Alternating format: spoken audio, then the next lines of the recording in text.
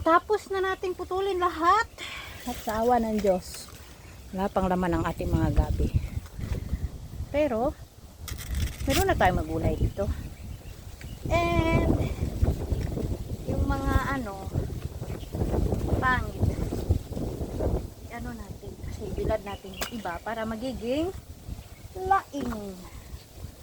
Yes, guys, maglalaing kita.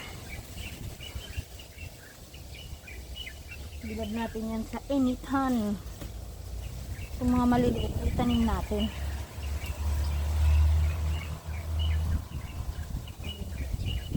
Mga malalaki lang yung ating gugulayin. Meron na rin pala siyang laman. Konti. Nakarampot. Pero pwede na. Asa na ito? Nawala. Pwede na natin itong gulayin. Pero sobrang konti lang talaga. Marami pa rin yan.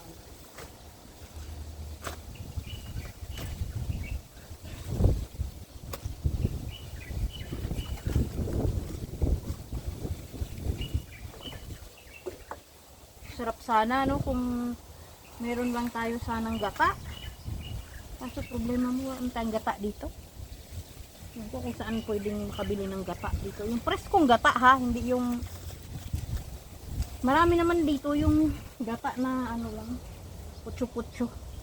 Pero mas gusto ko kasi yung purong gata. Mas masarap yun. Kaya lang, hirap man tayong hanapin yan. Kaya, ewan ko kung anong pwedeng recipe nitong ating yung mga maliliit kasi tatanim pa natin yan.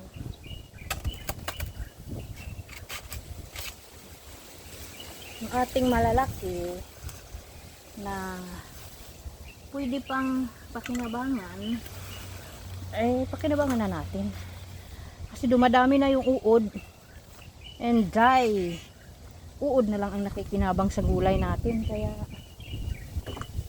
harbisin na natin. At diyan ka, tingnan ko lang mga uod kayo kung meron pa kayong makakain.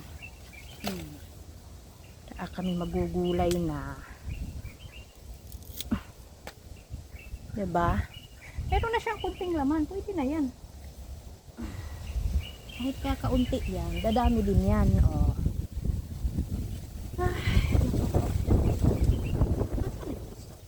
Wala. Mga maliliit na ito, itatanim natin yan. At may haharbisin sa susunod na pagkakataon. I don't wanna walk this earth.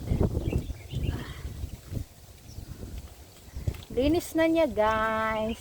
So, mukha na talaga siyang garden, no? Kailangan pa natin ng mga pananim. So, maganda na yung natin. Doon, gabi. Tapos, kamutihan. Tapos, alugbatihan. So, dito, baka gawin kong sibuyasan yan, Jai. Kasi dito, mayroon na tayong Tapos, dito, nandito yung silihan natin. Dito banda yung silihan natin. Tapos, ayan, yung parang pinakaharang dyan sa gilid. Pinaka-boundary natin, kung baga.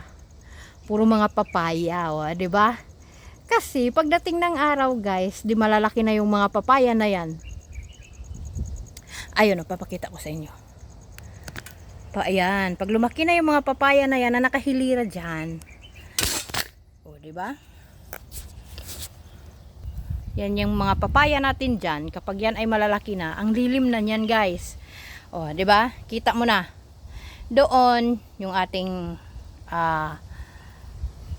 gabihan. Tapos sunod yung ating, ayan, yan yung ating mga kamutihan. Tapos dito, may tatime ako sibuyas dyan kasi mayroon na dyan sibuyas. So sibuyas, andito yung ating alugbatihan. Tapos dito, ayan, meron na tayo dyan yung, hindi ko alam guys kung ano English ng sangig basta sa amin sa Bisaya, sangig yan. Tapos nandito naman sa gilid ang ating mga sili. Ayan. So dadagdagan ko pa yan kasi 4 lang yung nabuhay. Sa 6 na itinanim ko, 4 lang yung nabuhay. So 1, 2, 3, 4. Pero okay lang yan guys. Dadami na yan siya. 'Di ba?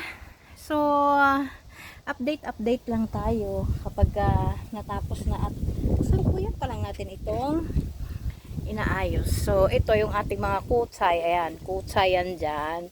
Tapos doon, so pahabain ko na lang yan kasi nilagyan ko na ng kanal yan dyan sa may gilid eh. Lagyan ko yan dyan ng kanal. So magiging ano na siya, no, by plat na siya. Magka-plat-plat na siya. So gabi, kamuti tops, tapos sibuyas. Tapos dito parang gusto kong magtanim nga ng bawang, guys. Kaya lang, ang bawang kasi hindi yan nabubuhay ngayon na tag-init. Maghihintay pa tayo ng taglamig, pero carry lang yan. Magagawa din natin yan. Kasi itong dito, itong islat na yan, hindi na natin yan pwedeng gamitin dahil yung ugat nitong marbury na to, wala na talaga tayong pag-asa dyan. Kaya, so, titignan na lang natin ano yung kaya natin gawin dito. Yan, kaya natin yan, guys. Naumpisahan na nga natin eh. And, nabusog na naman yung ating kasi yun yung papaya nating hinog. Ayan. Kinain na naman ng ibon. So, okay lang yan. Pakain lang natin sa ibon. Share the blessings, ika nga. Kasi, gutom din yung mga yan eh.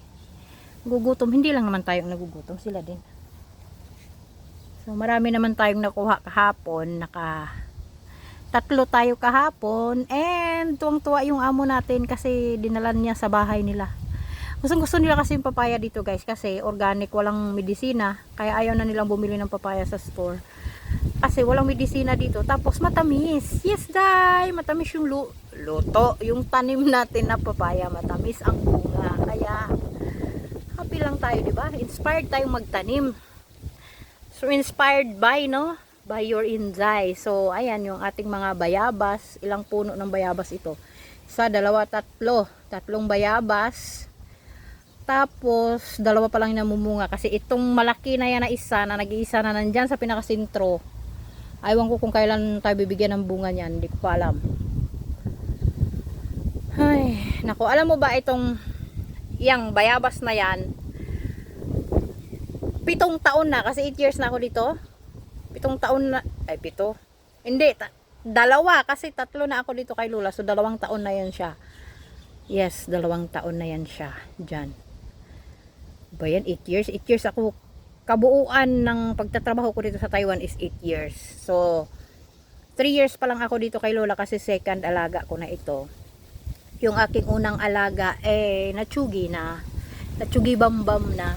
Kaya, panibago ulit tayo dito sa kay Lola. And, ito yung trabaho ko na sobrang masabi ko na napaka-bless ko talaga kasi mabait yung amo ko. Tapos, 2 lang kami ng alaga ko. Hindi namin kasama yung boss. Anyway, mabait naman talaga yung boss ko, no. Pati yung madam ko, madam ko talagang napakabait noon. Sabi nga ng madam ko sa akin, huwag kang mag-alala, ako yung boss dito. Kung ano yung sinasabi ko, wala yan magagawa yung amo mo. Ganun si madam. Kaya, doon tayo kay madam magsip-sip, guys. Diyos mio. Huwag natin kalabanin yung ating mga madam. Mahalin natin yan. Kasi, mabait. Kitaan din natin ng kabutihan, di ba? Ganun lang yun. Give and take. So, anyway, continue na tayo dito sa ating mga chinugibambam na mga gabi, no? Hindi ko alam kung gaano kaya karami yung magugulay natin dito. Meron namang konting laman pa. Kasi dito kasi, guys, kaya ayaw ko sila dito na dumami dito banda.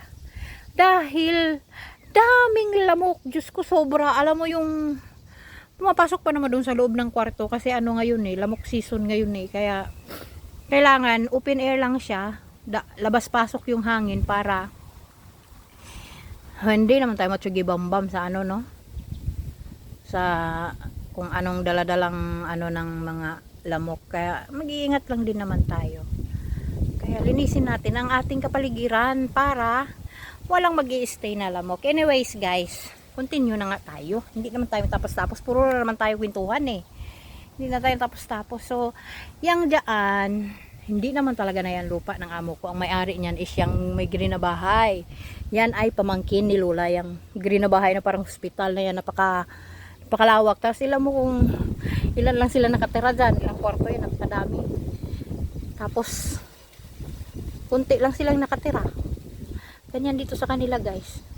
Tingnan mo yung isang bahay doon, yun, laki-laki ang haba niyan, tingnan mo. Tapos ilan lang sila nakatira dyan. So mga ganyan, no. Tapos pag titingnan mo sila guys, napakasimple lang nila manuot. Mag ano pa yan dyan, no. Makikita mo dyan sa palayan, maglinis-linis ba, bunot-bunot ba ng mga damo sa palayan nila. Tapos alam mo, kasimple nilang tignan, pero wag ka pasukin mo yung mga bahay nila, ang daming mga magagandang daming mga magagandang gamit sa loob.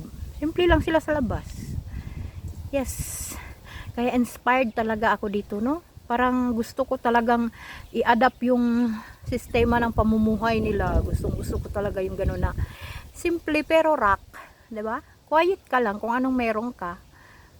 Tahimik ka lang. Pero wag ka nilang kantiin kasi alam nilang wag ka nilang kantiin kasi alam mong lalabanan mo sila kapag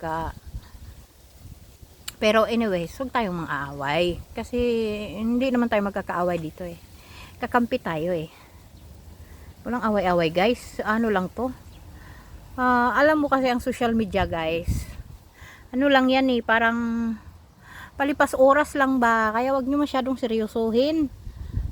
Libangan lang, palipas ka lang ng oras dyan eh, hanggang sa di natin mamamalayan, uwi na pala tayo ng Pilipinas, 'di ba? Kasi yan libangan namin mga OFW, ang social media. Anyway, napahaba na itong daldalan natin, no. Nako, Diyos ko, talaga naman pag naumpisahan tayo ng kadaldalan, and nako, may papakita ako sa inyo, tignan nyo. Ito ang pinakaayaw ko, kaya pala nauubos ang ating mga kaalugbatihan dito kasi tignan mo ginagawa nito, oh. Yan, siya yan ang nakikinabang, di puta talaga. Yan, oh, tignan mo yung ginagawa niya. Kaya tignan mo yung ating mga kaalugbatihan dito, oh. Ubos. Kasi siya pala yun ang nag-uubos. O, huli ka ngayon, patay ka ngayon sa akin. Talaga naman. Kitang-kita ko talaga kung ano yung ginagawa mo dyan. Huli ka. Yari ka ngayon sa akin. So, ganun, no? Kasi guys, nung hindi pa tayo dito nilinisan, dito yan sila tumatambay. Kaya nung nilinis na natin, doon punta na sila doon kasi gusto nila yung mga damo na yan, yung parang chamomile na puti. Yan ang gusto nila. So, anyway, update ko kayo next time, ha? Bye-bye. God bless you all. Thank you.